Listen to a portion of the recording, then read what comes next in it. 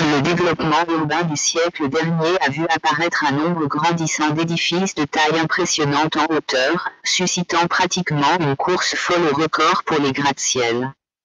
Les récents événements du 11 septembre 2001 ont vu disparaître les tours jumelles du World Trade Center par des terroristes. Les édifices en hauteur posent de sérieux problèmes à tous les intervenants ayant apporté secours à des individus ou à protéger les bâtiments eux-mêmes. Il y a d'importantes limites quant aux hauteurs accessibles par les équipements tels que les camions à incendie munis d'échelles. Aucun équipement n'est encore disponible sur le marché pour remédier à cette situation. Les systèmes de sauvetage et d'évacuation en place comptent avant tout sur l'utilisation de l'espace intérieur des bâtiments et négligeant le recours à des solutions liées à l'espace extérieur de ces derniers. Si un incendie se déclare dans un de ces édifices, personne ne pourrait intervenir de par l'extérieur. Les décès sont principalement dus à l'effet de la fumée et non par le feu. Aucun édifice est à l'abri d'un incendie ou d'actes terroristes. Voici la navette autopropulsée à multiples interventions TREM, pour Tower, Rescue, Emergency, Module. Cette navette autopropulsée à multiples interventions s'installe sur un vertirail ou monorail vertical, en moins de 10 secondes par une seule personne. Un démarreur électrique de 12 volts, ou à rappel permettra de démarrer le moteur sans difficulté.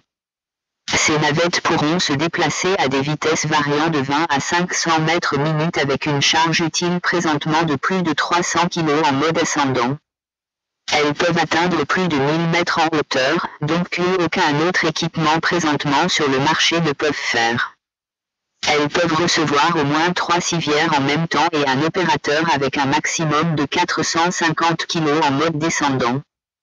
Imaginez un incendie dans un grand hôpital ou dans un grand édifice de personnes retraitées. Ça serait une catastrophe humaine incroyable. Comment évacuer les malades et le personnel soignant? Rappelez-vous du 11 septembre 2001. Combien de personnes ont choisi de mourir en sautant en bas des tours au lieu de mourir par asphyxie? Mais ces navettes TREM pourraient changer la donne.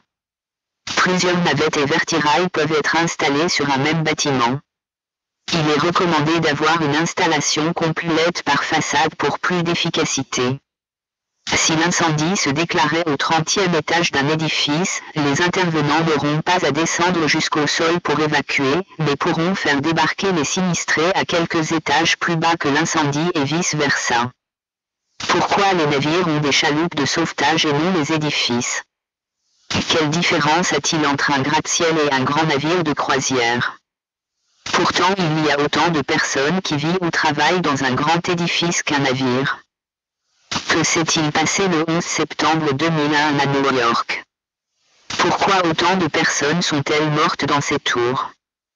Pourtant ces tours n'étaient pas au milieu d'un océan. Pourquoi ne pas installer des systèmes TREM sur vos édifices pour permettre de survivre à ces catastrophes? Qui plus vous pourriez sauver au moins 10% sur vos couvertures d'assurance annuellement. Séparez les coûts à chaque appartement des systèmes pour les condominiums. Le feu brûle. La fumée tue.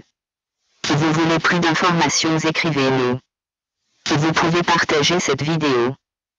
Merci.